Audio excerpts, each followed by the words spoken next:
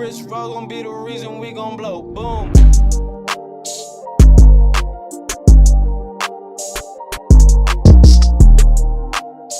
So we back, right? We back. So about the international nods to the locals. We've had some amazing situations happen lately, guys. We have Haleek Maul doing some good stuff on the world stage. We've got Amanda Reifer out here. So out of nowhere, like when someone sent it like to me, Randy and was Orton. like people were like, "Yo, Trey, Amanda on Kendrick new album." You know Kendrick. We knew Kendrick's album was coming. Yo, Amanda on Kendrick. I was like, Amanda who? Who you talking about? Amanda Reifer? You know, IG's finest. She obviously I was like, what? figured out who was messing with her bag and secured it. And secured that bag over and over again. That was amazing. I was literally in shock. And again, I was off of social media because I'm on that social media detox.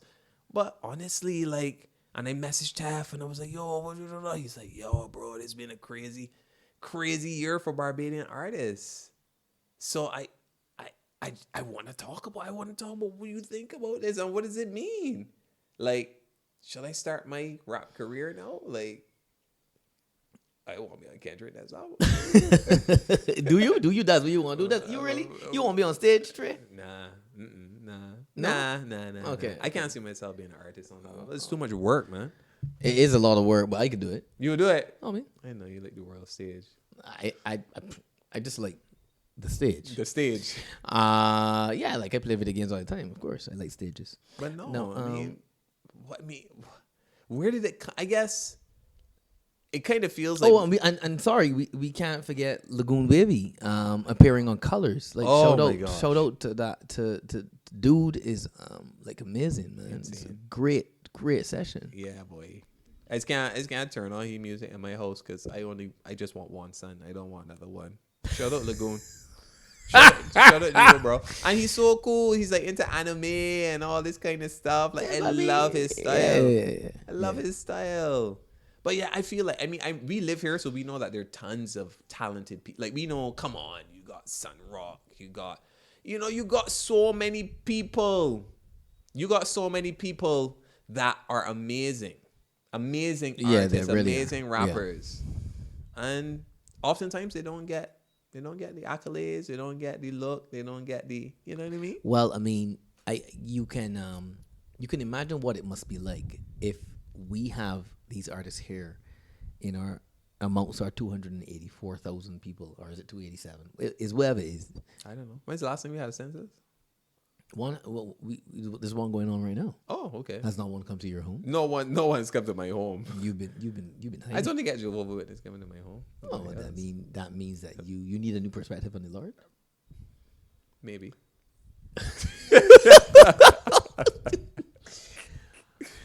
I Watchtower magazine for you, so I'm gonna give you one anyway. And I'll give you $1. Well, thanks. Yeah. All right, I'll donate it to the cause. I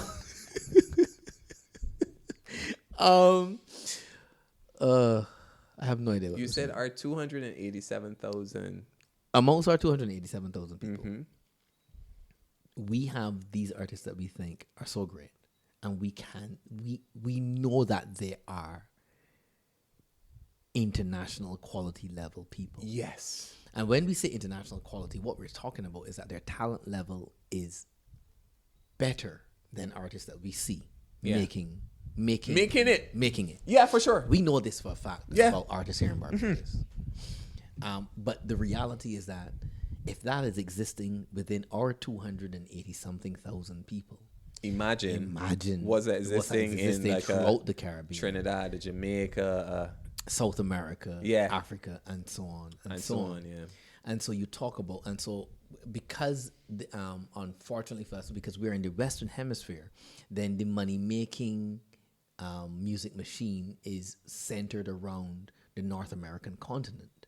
Yes, I would agree. Americas, I would agree with that. Around the Americas. I would agree with so that, yeah. everybody's trying to get into that because that is access to a market for distribution and for listenership, for listening. Sorry, listenership. Well, podcaster, right? That will make you the money and get you seen. So those are the kind of things. So you find yourself trying to cater to that market because you want to get into that. It's very difficult, and I mean, I see new scenes appearing. It is. I mean, this is. When you say new scenes, what do you mean? I mean, this is in film. Like, you know, you got Bolly okay. and Nollywood, right? Right. And it is, and that gives me heart that there are now artistic scenes in film and music building and developing in other places, right? That can give artists opportunity for Interesting. not only for just their own personal wealth development, but to be able to bring their art and their expression to so many more people. Right, exactly. And that's what happens. What's one of the unfortunate parts about it? Because we're making some money here and we're making hits, but we're also getting an opportunity to let the world know, hey, look at what I think about. But what would be the equivalent on a regional level? Because as far as I know, there's not a body. I don't know of any regional, and like I said, I stand corrected because I'm not artist. But I mean, I am not familiar with any regional body where you have like artists from Trinidad, artists from Jamaica, like there's not one cohesive. Because I guess for me, like you said, it's a numbers game. I think it's a numbers game. There are tons of people who are very talented throughout the world. But then you have to create some type of infrastructure then to get these people heard. Because no one is going to be able to fall in love with Lagoon Wavey if they don't know, if they've never heard him, if they've never seen him. So then, I don't know. It's tough for me because I know there's so many talented artists and I feel bad like they don't get the shot. They don't get the opportunity, just the chance to go there. And then when you get the chance, that's a whole other playing field out there. There's a lot of politics. There's a lot of payola. No matter what they tell you, there's still a thing. Oh, yeah. There's still a thing. So, I mean, it's just, that's why I told you, I would not want to be an artist. No. I mean, it's So being on stage and delivering your art is only one part of it. Huh? Exactly. That's only one part. So for me, seeing Amanda Reifer on Kendrick Lamar's album was like that was a big mind blowing. deal. Up to now, I can't Awesome. believe it. I'm like, nah, different Amanda Reifer. And shout outs to her. I mean, your team, her cameo on that song. I'm just talking about the song, like they heard, right? Republic. She's on. I think it's Republic Records. I think that's the name of the label that she's connected to. Yes, I believe so. And I I was just talking about the song. The song is great. I think it's. I like it. Mad. Like it a lot. Mad thing. Mad thing. Mad thing that. It's a mad thing that. So, I mean, I don't know. I would love to talk to someone. I mean, I know Tef has a lot of insight, but I would really like to really understand what keeps artists going in the Caribbean. Because. Well, you need to know even Broach. Broach, yeah. Broach. I remember Broach is from Sunday school at church, yeah. These big things are elaborate, right? And have like different, and they're pinned onto the chest, pinned onto the left breast. Yes, yeah. You need to broach. I need to broach. Yes. Okay. All okay. right. Okay. Mm-hmm. I'm on it. I'm on it.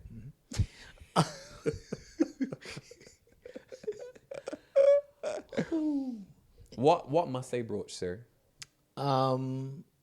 You're looking at these. Wait, we haven't looked at the fact that artists in the Caribbean. Well, this is how I feel about it. Otherwise known as Caribbean artists. Thanks for taking out one word out of that. He's out here like trying to improve my succinctness.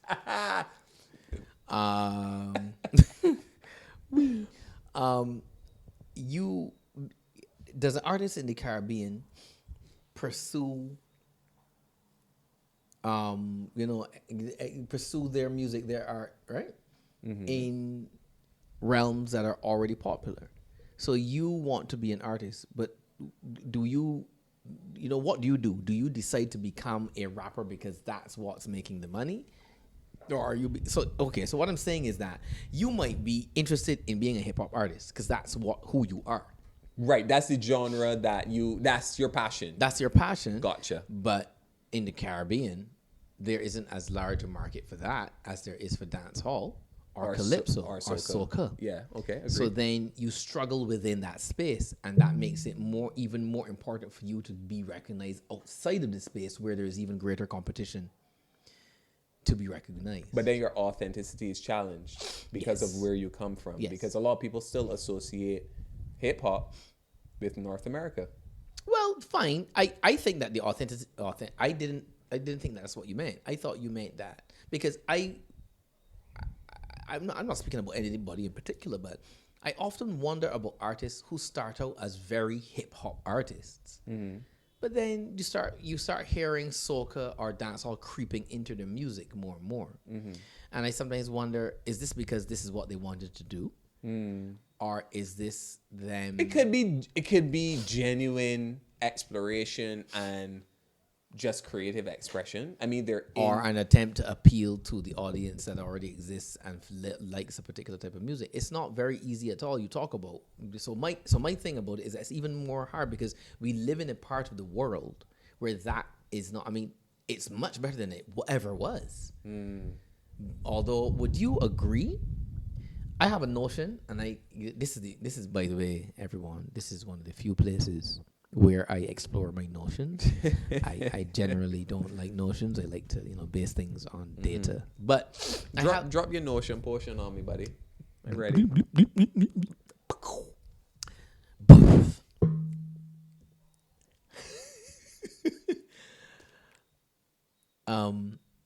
What's the most popular genre of music in the Caribbean at the moment?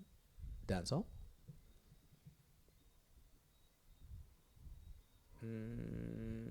In the Caribbean? Yeah. And you define Caribbean as? No, I guess the English-speaking Caribbean. Right. What's the most popular genre of music in Barbados? I've been told that I don't know about dancehall in Barbados or Barbados. I've been seriously. You've been told that you don't know about it. Remember when we had the pod? We know that we don't know about it. Okay, well, thanks. Well, beat me across my head with it. Browbeaten. Perfect. My old bit Papa bro would just beat me into smithereens. Flawless victory. That's the thing. So, I mean, from my perspective, I want to say soca or calypso. But I've been told that no, the movement for Barbados and Barbadian dancehall is larger. That's what I've been told. Again, I'm not into that. I feel like it is the case. Right, fair enough. And it wouldn't surprise me. I find that these days when I encounter music being played by young people, right, it is usually dancehall. Or if it's not that type of music, it would be hip hop. You mean the next genre? Yeah. What would be the next genre? Yeah, because I feel hip hop. like I don't really hear young people listening to soca. I think they might listen to soca at a party, or maybe at a particular time of the year. You know what I mean? But you're talking about just general. Yeah. Generally, you hear them listening to dancehall. Yeah. I would tend to agree with that. So I'm just making the point that within this space, it's even harder to be recognized within a genre that isn't as popular for people. You really have to be like exceptional for people to be like, oh, well, this person is really good. And so then it's so if you decide to stay within this space, how do you make as much money? How do you that's one of the challenges. Yeah, this is what I think about all the time. How do you stay motivated when really at a point in time you're just doing it for the love?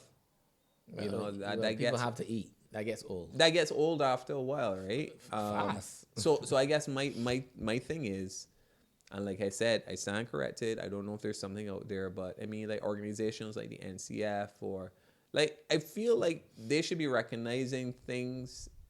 I'm sure there's things to do with calypso and there's a focus on that kind of stuff, but why not other genres? Why there not? are people, there are people that I am convinced. You see, there's always someone. There are conservatives everywhere. Yeah, for sure. So Irv is a conservative, a hip hop conservative. Irv is something. I don't know who he is. Well, I have already asked the question. Irv is a Gotti.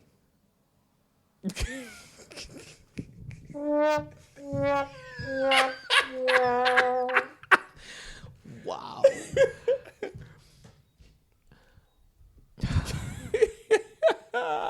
Yeah. So Find your center. Let's continue. no, I'm saying that the hip hop, there are conservatives in every space. There are conservatives within the Barbadian space. Right. That I am sure Barbadian hip hop artists annoy those persons. Okay. Well, I mean, here I go again. Notion pushing. Notion portion. This is the notion portion hour, buddy.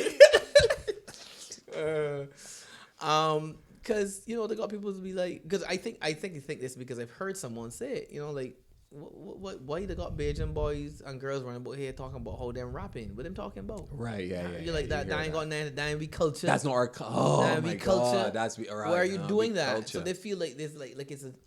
Like when there's all this talent that these people could have pumping into and building the soca calypso culture, Barbados. I mean calypso culture, Barbados. I mean, that kind of thing. And there are persons who really feel strongly about that, and they're like they don't want to hear nothing but no Barbadian hip hop. Right. I think that's why I love it so much, because That's why you love what? The hip hop movement in Barbados, because it's rebellious by nature. By its very existence In this culture, yeah, even more so than in that space. And you know that I know this because I must have said it before, but I'm gonna say it again. Say it again. I mean, I have grown up as a Barbadian who did not. I mean, my parents weren't playing that type of music in my house. They weren't playing soca. They weren't playing calypso. They were into that. And I grew up and I fell in love with hip hop. I think when I was like 11 years old or something like that, like early. I was kind of listening to it like from about 8 years old, believe it or not. And then around 11, I was like, wow. And I've never looked back. And I know what it was like to be a hip hop listener. I recently encountered a person from secondary school for the first time since graduation. Wow. Yeah, I mean, I haven't seen a lot of people from secondary school. It's weird, you don't find it weird that we live on such a small island and then you don't see people for years, like decades? And then you're like, you weren't living here. And they're like, no, I live here. I've always lived here. And yeah, I mean, who knows? But, there's like a secret Barbados we don't know of.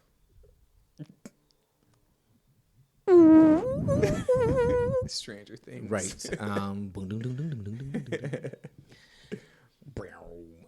But that, and I don't remember how it came up, but I guess we were just kind of like, hey, like, what's going on with you? And I don't know if it was that my music was on in my car, which is always hip hop, by the way. And if it isn't hip hop, it's R&B. It's R&B, yeah.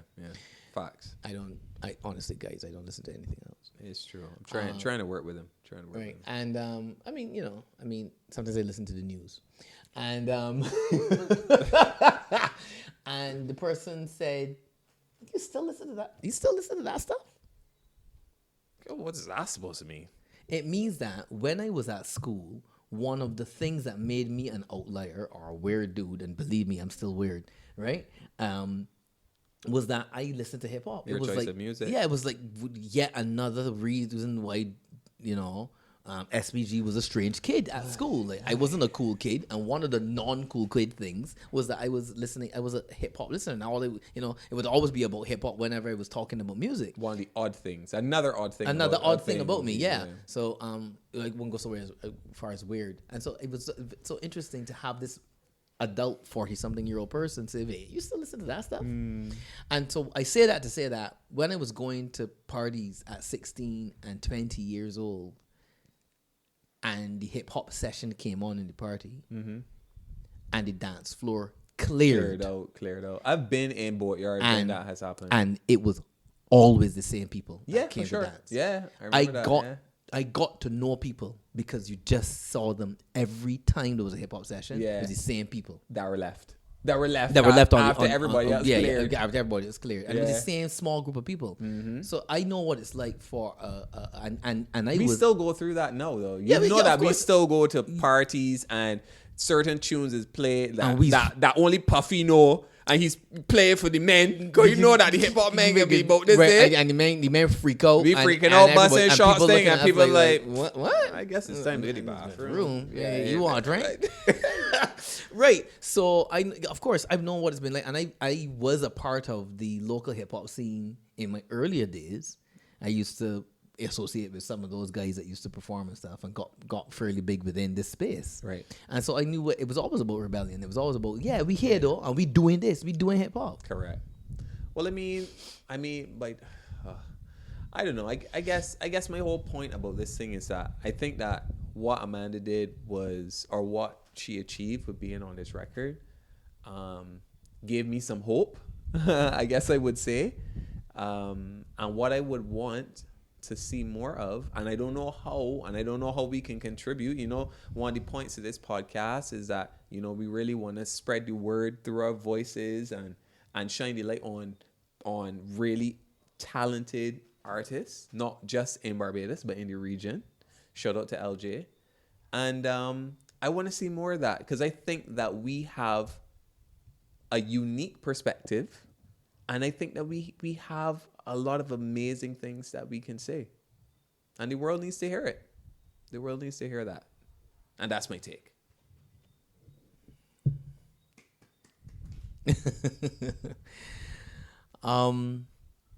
I'm really pleased. I agree with you completely. I think that we got enough boat here that people would like though. Enough. And it's about time that some more of us get heard, right? And get recognized. On that world save. On Shout out to the Puffies. Shout out to the people that, you know, keep Barbados being a buzzword. Of course, shout out Rihanna. Shout out, you know, Chantel. we want, shout out Chantel. We need more of that. We need more of that stuff, right? So, yeah. All right. Yeah. Well, everybody, this has been your guy, Stock Pockets Gliss. And your boy Trizalo. No, you got to say Trazalo. I am not doing You're not doing that. I'm not right? doing that with me. No one's coming for me. You're appropriating some. Yeah, culture. no, I'm not doing that. Not doing Really bad accent. Nah, seriously. It's your boy Trizale. And this has been the Wirehead Podcast. Yes, it has been. We out. Chris Paul gon' be the reason we gon' blow. Boom.